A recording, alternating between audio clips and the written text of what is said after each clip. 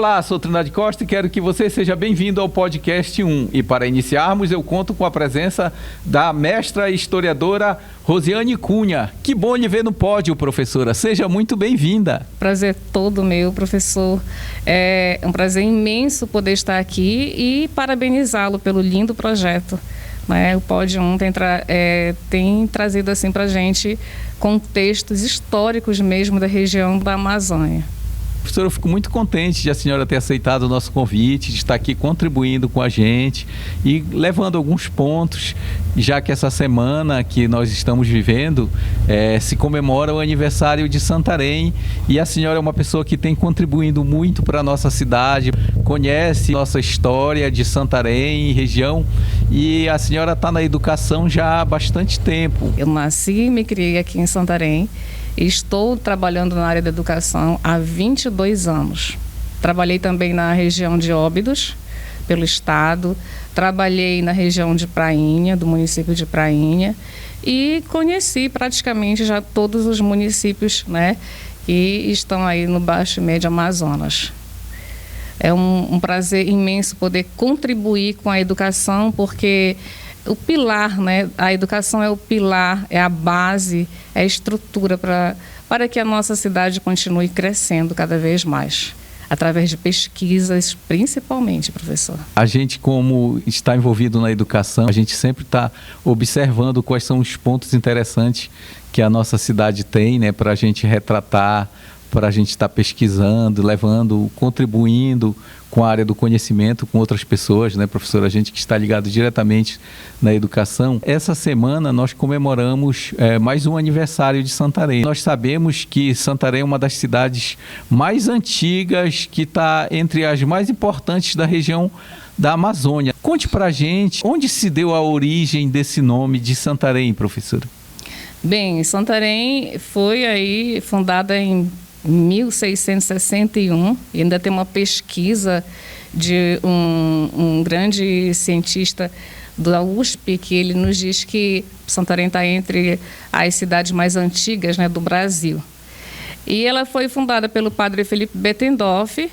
Ela ganha essa nomenclatura de Santarém a partir de 1758, quando o Mendonça Furtado, que eleva aí Santarém à categoria de vila, ele então homenageia os portugueses que por aqui passaram, com esse nome de Santarém.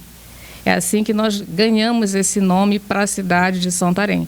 Esse nome foi em homenagem aos portugueses e em homenagem também à cidade de Santarém, que tem em Portugal.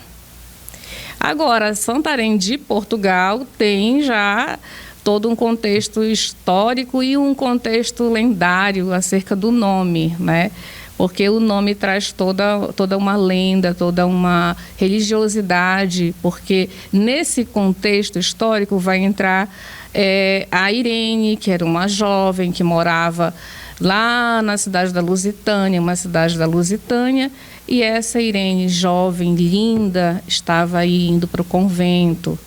E a jovem Irene foi então aí, nesse momento que ela vai ao convento, ela tem vários jovens que gostavam dela, que a pediram em casamento, mas a Irene não abriu mão do convento, continuou com a sua missão e foi para o convento. Quando ela chega no convento, a Irene então, uma noite, ela sofre aí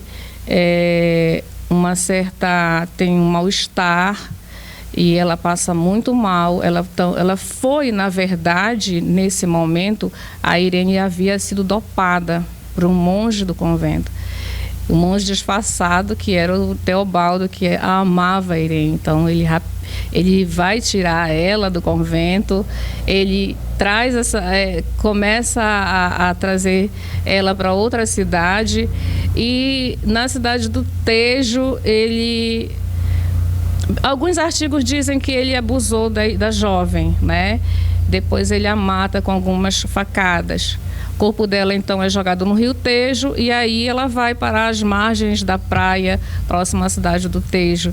O interessante é que quando, depois de um tempo, o corpo dela foi encontrado, ele foi encontrado intacto, como se ela estava morta, mas como se não tivesse sofrido nenhum tipo de agressão ou enfim. A Irene, ela é nesse momento considerada para a cidade do Tejo uma santa, um mártir, né? E ali naquele local foi erguida uma catedralzinha para ela, em homenagem a ela, e a cidade vai ser denominada a partir de então de cidade Santa Irene, em homenagem a Santa Irene. Só que os portugueses pronunciavam rápido e ficou Santarém. Santarém, aquela forma de eles falarem meio enrolado, né? É, Santarém. Mas olha, é uma história muito bonita, né? Tem várias versões, e inclusive. E aí tem várias versões, né? Porque afinal de contas as lendas, os mitos, elas vão sendo propagadas através do tempo e repassada de geração para geração, ganhando uma nova roupagem, ganhando diferenciais. Uns vão interpretando de um jeito, diminuindo ou aumentando alguma coisa, né? Mas o importante é que a essência ela continue. É isso que é o importante. Uhum. Falando dessa história de Santarém, tem algum ponto mais interessante ou mais marcante que a senhora gostaria de destacar que tem dentro da nossa história? O ponto interessantíssimo que eu sempre, inclusive fiz um projeto com os meus alunos, né? A respeito do século XIX, porque Santarém ela vai se destacar. Poucos de nós, na verdade, sabemos, né, desse contexto histórico maravilhoso. Ela é um entreposto comercial. Santarém está aí em uma localização geográfica favorável ao comércio, né? A questão de que nós temos saída tanto para Manaus quanto para Belém. Nós temos, então, nós estamos cercados de vários municípios que dependem, na verdade, aqui das embarcações que saem daqui para outras regiões, dependem da nossa rodovia, dependem dessa BR-163, entendeu? Então, nesse momento, por volta de 1860, 1870, nós temos aí um comércio bastante recheado. De que nós temos algodão, cacau, nós temos aí a juta, nós temos o peixe, que é o peixe salgado, muito, né, vendido nesse momento. Então, são muitos produtos que estavam entrando e saindo daqui da região. E, nesse mesmo período, nós vamos passar no século XIX pela Belle Époque, Bela Época. Aqui, na região de Santarém, vai ser extraído muito látex, né? E nós vamos observar que a extração do látex ele vai trazer fortuna para Santarém. Então, o que chama a atenção é que nessa fortuna vem junto o quê? Vem junto as famílias que começam a preocupar-se com a educação do seu filho. Quando eles começam a preocupar-se com a educação do seu filho, nós não temos colégios. Santarém foi muito atrasado no colégio. Começou muito tarde, a educação começou tardia, e a educação da colônia, que era uma educação ainda colonial que nós tínhamos, qual era? Era uma educação que era voltada somente para os filhos de pessoas que podiam pagar. E essa educação para esses filhos de pessoas que podiam pagar era uma educação onde ensinava a língua francesa, onde ensinava a etiqueta, onde ensinava aí o português, a literatura, a música. Ou seja, os meninos que não podiam pagar, todos ficavam aí, infelizmente, né, analfabetos. E esses jovens que, quando crescem, vão ser educados onde? Na França. Então, a curiosidade está aí. São jovens que falavam francês aqui em Santarém. Olha só, que legal. As meninas usavam roupas de última moda da França, da Europa. Lançou lá, quer dizer, lança no inverno, aqueles casacos, e elas vêm usar aqui, elas tinham que usar no mesmo período. Olha, que legal. Tinha que usar no mesmo período. Então, elas usavam simplesmente onde? No mascotinho, no sol das 5. Tomavam o chá das 5 de inglês, que era o chá que eles comemoravam ali, sentavam, conversavam, e as meninas usavam todo o traje europeu. Olha, que interessante, né? Muito interessante. Uma troca de cultura, de experiências culturais aí, né? Nós temos. Muito grande. Muito marcante isso da história de Santarém, né, professora? Muito bacana. Muito marcante. O interessante são os teatros, que também é outra coisa bastante interessante, porque nós vamos ter um ponto histórico muito importante em Santarém, que é o Teatro Vitória. Mas o Teatro Vitória está alinhado ao Teatro da Paz em Belém, que também passava pelo processo do século XIX, da Belle Époque, o processo, né, onde nós temos uma cultura, como você diz, mas uma cultura que é toda voltada ainda para eurocêntrica, uma cultura da Europa. E nós temos também o Teatro Amazonas. Então, são os 3 teatros que vão fazer parte aí desse contexto cultural nesse período. Esse é um contexto histórico que traz à tona uma sociedade completamente diferente do que nós temos hoje. Em Santarém, nós temos marcos históricos, assim, quais são? E a gente poderia dizer, onde é que está localizado o marco que indica o começo de Santarém? Praça Rodrigo dos Santos. Né? É bem interessante porque quando o padre Felipe Bettendorf vai para a região, ele melhor chega aqui na região, nós somos aí encacecados, né, por algumas historiadoras renomadas. Nós éramos aqui um grupo, vários grupos indígenas, mas o que se destaca vai ser os Tapajós. E os Tapajós se destacam porque eles têm o maior grupo. E eu vi uma entrevista da professora Liduína, uma grande historiadora aqui de Santarém também, e ela nos coloca que eles organizaram toda aquela aldeia bonita em frente ao rio Tapajós, né? E nesse período ele vai começar então a fazer a primeira construção logo, porque chegam com eles jesuítas e é preciso deixar a marca. É preciso deixar a marca, né, do catolicismo, que é justamente a igreja que vai ser hoje a Igreja Nossa Senhora da Conceição. Então, o primeiro marco histórico vai ser lá na Praça Rodrigo dos Santos, e nós vamos ter ainda a construção aí da nossa matriz, que vai ser lá na praça. É aquele marco histórico que tem ali na Praça Rodrigues dos Santos, onde tem aquela cruz de madeira grande, é lá que foi, a gente pode dizer que lá foi e se iniciou Santarém. Isso, lá se iniciou bacana, Santarém. Muito legal. A cruz, ela é justamente a marca dos jesuítas, né? A marca da catequização, a marca da evangelização, a marca do processo que eles vêm trazendo europeu nesse período para cá. Sabemos assim que Santarém é uma cidade das mais antigas da região amazônica e ela se constitui como uma região de pontos importantes que tem na nossa cidade. Quais são os pontos positivos, bem como o seu desenvolvimento ao longo da história, quando observamos a cidade de Santarém, em que ela se desenvolveu?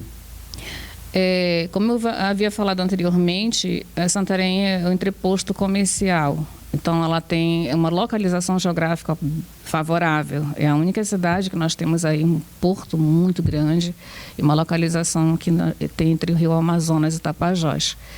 Então, o comércio vai se destacar muito nesse período, mas também o processo de imigração. Porque nós vamos ter a Ford, né, o Henry Ford, que vem para cá, para a região, não fica em Santarém, mas ele está o tempo todo aqui próximo de Santarém.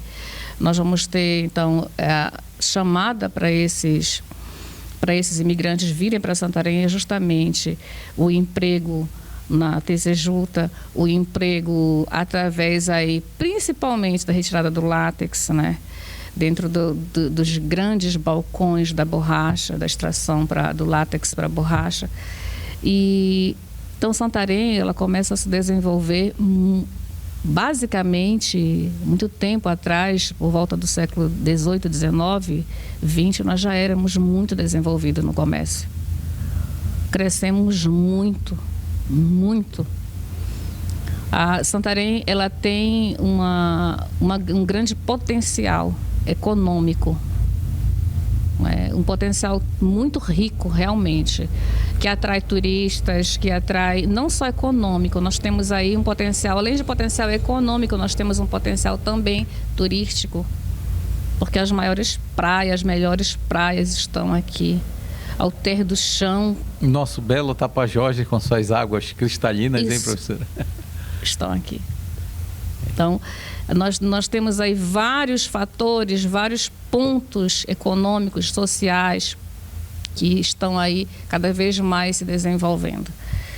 Mas o outro lado disso tudo é que precisa crescer, mas precisa ter um desenvolvimento estruturado, organizado, né? Uma política voltada justamente a ter mais investimentos na educação, na saúde, políticas públicas que agreguem a essa sociedade ainda mais valores. E a gente continue crescendo. Hoje, Santarém se destaca por ser o principal centro urbano, financeiro, comercial e cultural do oeste do Pará.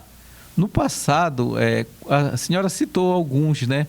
Quais os produtos que mais se destacavam e movimentavam o comércio e a economia de Santarém? Bem, no passado, até hoje, né, nós vamos ter a questão do peixe, a questão do algodão, a questão do cacau. Nós tínhamos um pouco de tudo aqui. O açaí, a farinha, a tapioca. Então, nós vamos ter aí um pouco de cada ingrediente que o brasileiro precisa. E que no passado, principalmente no Brasil colônia, por que nós vamos ter um Grão-Pará e Maranhão? Porque ficou muito prático, né, para os portugueses, para unir, fazer essa união aí, justamente de duas regiões que produziam muito. E esses produtos eram levados para a Europa, né? Basicamente o tempo todo. Até hoje nós temos produtos que são levados para a Europa, mas que já tem aí o seu dono, que já faz uma exportação bacana, que ele já ganha alguma coisa com isso. Esses temas que nós abordamos sobre essa questão cultural ou questão econômica, a questão de turismo, esses temas eles são abordados nas suas aulas com seus alunos assim, qual é a reação do aluno quando ele começa a conhecer a história de Santarém? O que a senhora percebe nele quando a senhora começa a envolvê-los? Quando eu começo a falar, por exemplo, da Belle Époque, né, que é um conteúdo que nós temos trabalhado, e eu dou um exemplo aqui de Santarém, eles... Isso foi aqui, primeiro eu conto a história. Tinha jovens que se reuniam, né, estilo europeu, vestiam as roupas tal, iam para frente do mascotinho. Quando eu abro que foi o mascotinho, aqui, professor, aqui, eles ficam maravilhados. E tem outro ponto interessante que eu lembrei agora das minhas aulas, que são as 13 colônias, né, que eram justamente onde são os Estados Unidos, onde é os Estados Unidos hoje. Que foi, Inglaterra colonizou quem? As 13 colônias, que hoje são Estados Unidos. Oi. Certo. Mas o que tem a ver com Santarém, professora? Tem a ver que lá, depois que eles conseguiram o processo de independência e se tornam Estados Unidos, nós vamos ter em 1860 a Guerra de Secessão. Aí eles ficam assim, tá, mas o que tem a ver com Santarém, né? Você poderia me perguntar. Tem a ver que algumas famílias vêm para cá, para a Amazônia, porque naquela época, como está naquela questão do integrar para não integrar, né, entregar a região, obrigada, para outros países, é oferecido então lotes de terra para as pessoas, mesmo que vêm de fora. E aqui na região é ofertada essas terras. Então o presidente da província começa a fazer isso. E algumas famílias vêm justamente lá dos Estados Unidos para cá. Famílias que, inclusive, renomadíssimas, de nome. Eu até poderia citar um que são abertos, né? Que uma pessoa que fala bastante, Dr. Eric Jennings. Família Jennings vem para cá. Olha que bacana. Né? O Dr. Eric que muito contribui com a saúde da nossa região, muito contribui também, né? com a cultura. Enfim, ele contribui muito. Então, a família dele, o sobrenome em si, Jennings, é uma família que vem para cá. Olha que legal. E professora, como é o nome do colégio mesmo que a senhora trabalha? É o Colégio Santa Clara. O Colégio Santa Clara. O próprio Colégio Santa Clara, ele tem uma história envolvida também na cidade de Santarém pelo tempo do colégio, né, pela idade dele, né? Sim. Tem mais de 100 anos. Sim. De alguma forma, ele faz parte da história já de Santarém. Faz. O Colégio Santa Clara faz 110 anos esse ano agora, especificamente, né? As comemorações são em agosto.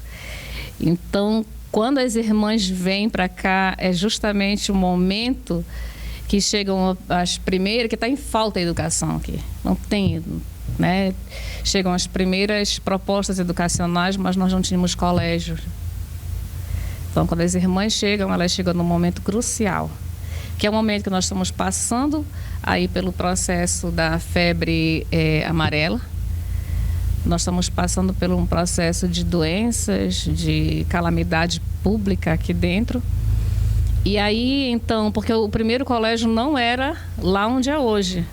Era lá, o colégio mesmo começa, vai começar um tempo depois, onde era a antiga Sandista, lá que começa.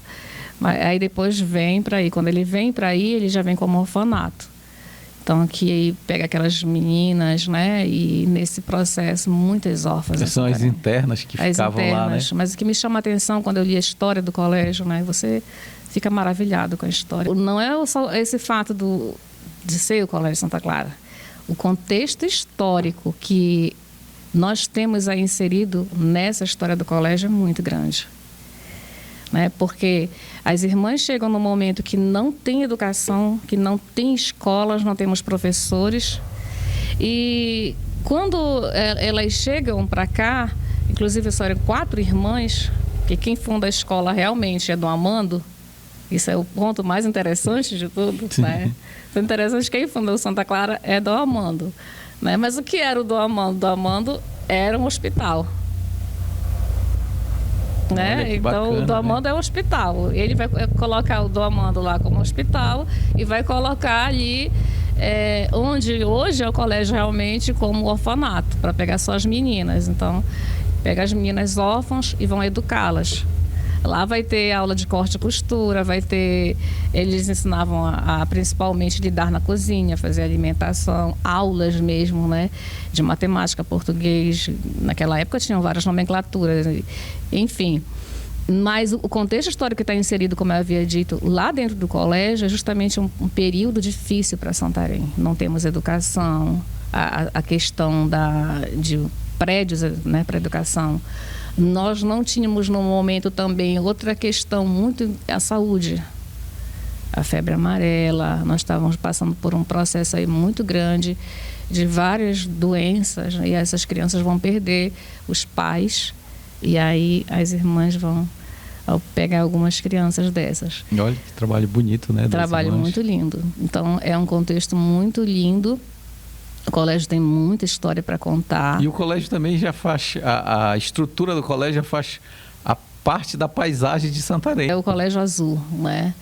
E aí um tempo foi rosa, né? Que um tempo eu lembro que foi rosa. Na verdade, eu nunca estudei no colégio, não tive esse prazer.